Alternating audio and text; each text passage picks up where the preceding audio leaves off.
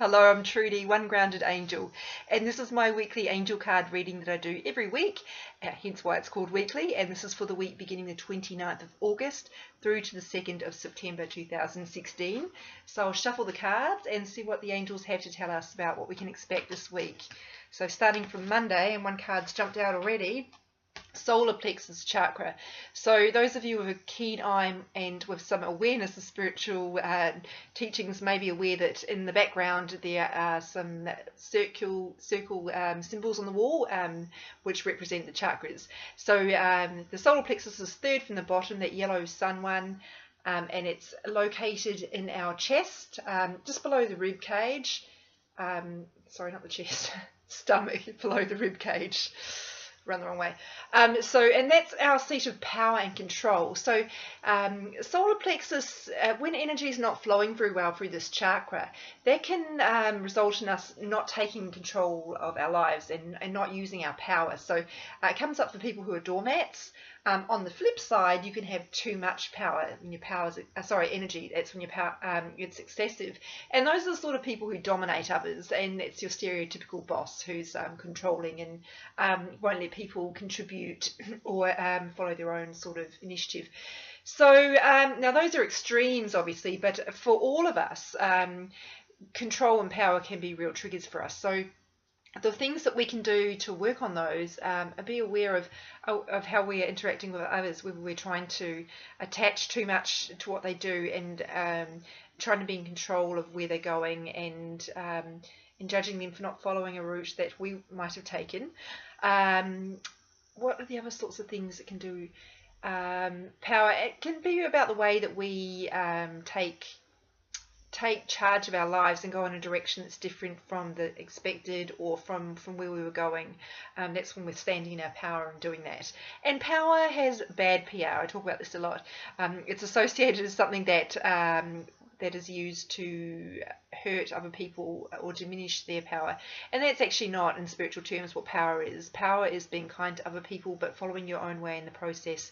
And not mistaking the need to do your own thing with that idea of it being hurtful to other people. So you can follow your own path but still be kind to other people in the process and respect them. You don't need to steamroll them.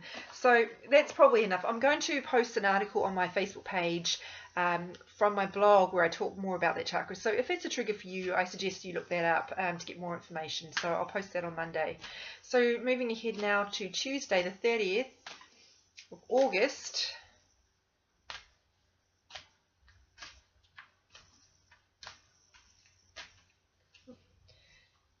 Sometimes it takes a while to get the right card, but it's always worth the wait. So let's see what's coming up. Oh, here we go. Courage. Okay, I like this one. Being brave. So we're all called upon to show courage in all areas of our life, and it doesn't mean the courage to go and scale a mountain peak, although if that's what you want to do, go for gold. It's about the courage to be ourselves, the courage to stand up for ourselves, the courage to do what we think is right even though it's against the expected, the courage to follow through with what we said we'd do, even though we're scared, the courage to do what's right for us, and even though it might cause disturbance, such as ending a relationship that's not working. So be brave, and the angels can help you with that. They can boost your reserves of courage, but they're not giving you something you don't already have. You're never given anything more than what you can deal with. So if you've got a situation where you're called upon to be brave, know that you actually already have the courage to deal with that, and what the angels are doing is simply bolstering that and bringing it to the fore for you. So and they're there to help us with that. So don't be afraid to ask them to help you with your courage and to give you more, because not to give you more, but to really ignite that courage within you, because you got this, you can do it, but they're there to help you. So it makes sense to utilize that resource. So looking ahead to Wednesday the 31st, is it? Yeah, it's the 31st, sorry. It's always a bit confusing when you're trying to deal with what's going on with the computer, what's the calendar say, and listening as well, obviously, to the messages. There's a lot going on in my overworked brain.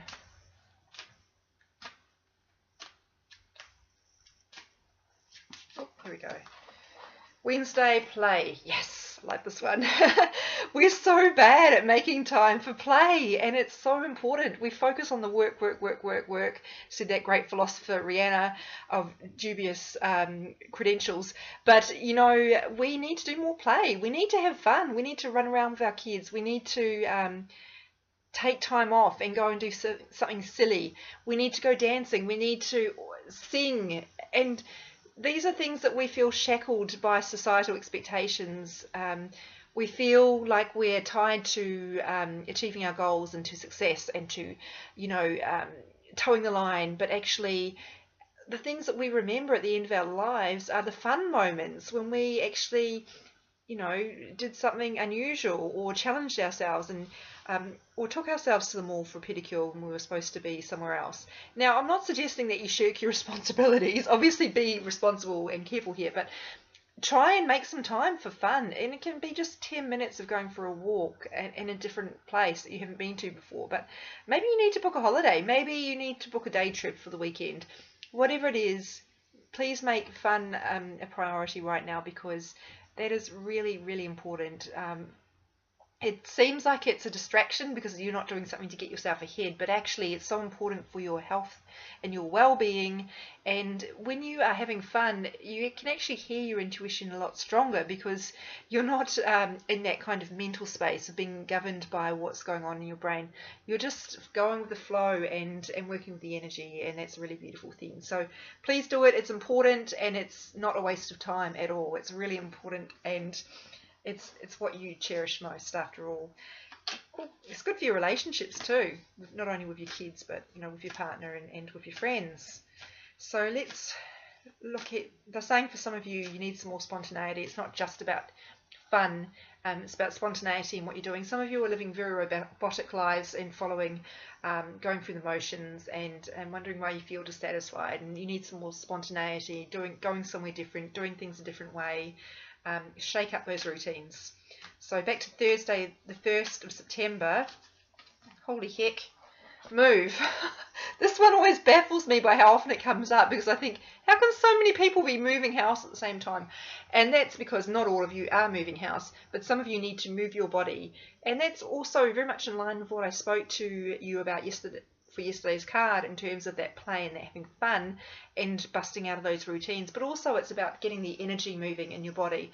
Now, don't forget, your body, your physical health is very important. It's a home for your soul. You must look after it. You don't have to go to the gym and get a superstar body, but you do have to move your body regularly, every day if possible. It's so important. And I know it sounds boring, but you know, you've been given this amazing body. You need to look after it. It's one of your responsibilities. Now, and you also I know those of you with kids struggle to find time for that, but this is something you need to role model to your kids, making your physical health a priority. Now, I spoke also about moving house, and that is true for some of you. You are moving house, or you're looking to. Now, don't forget to ask the angels to help you with that. There are actually moving angels, just like there are romance angels and, you know, career angels and parking angels. There are also moving angels who can help you find a house that's going to be right for you. So ask for what you want. You want to be in a set area. You want, for me, it's always about light. I have to live in a house with a lot of light. That's always one thing I ask for, and it's always worked out for me. And of course, you want it to be affordable in your price range, so ask for that too. Whatever it is that's important for you, ask the angels to help you find it. And ask them to help smooth the process of moving. It's always going to be a nightmare, isn't it? You're packing, things get lost, it takes forever, it's exhausting. But the angels can help you streamline it a little more, so it's not quite so dramatic. So ask them for help. And you'll find, actually, you'll be surprised. It can be a lot easier than what you think it can be, or it has been in the past for you. So two very different messages here. Some of them, you know, for some of you, both messages are important. So, but yeah, they sound different, but they're related. It's movement. It's getting the energy flowing. We're not supposed to be stagnant as human beings. We're made of energy after all. We need to be moving our bodies, and we should be moving homes if the home that we're in is not right for us as well. Now, Friday. Wow, I'm going really fast today. Does this feel fast? I feel like I'm talking fast. I don't know why. Maybe that's a good thing. I don't know. Friday, 2nd of September, and we're finishing the week with the Archangel Power Tarot cards. I'm not a massive fan of the tarot. Those of you who followed me for a while will know that, but these cards speak to people, so I do use them, and they're very gentle tarot cards. They're not the sort of darker ones and those heavier themes. Ooh, now, the draw card is, pun intended, they do take a really long time to shuffle because there's so many of them, so bear with me. Let me just do some sort of magic trick while this is happening too, so you don't get bored.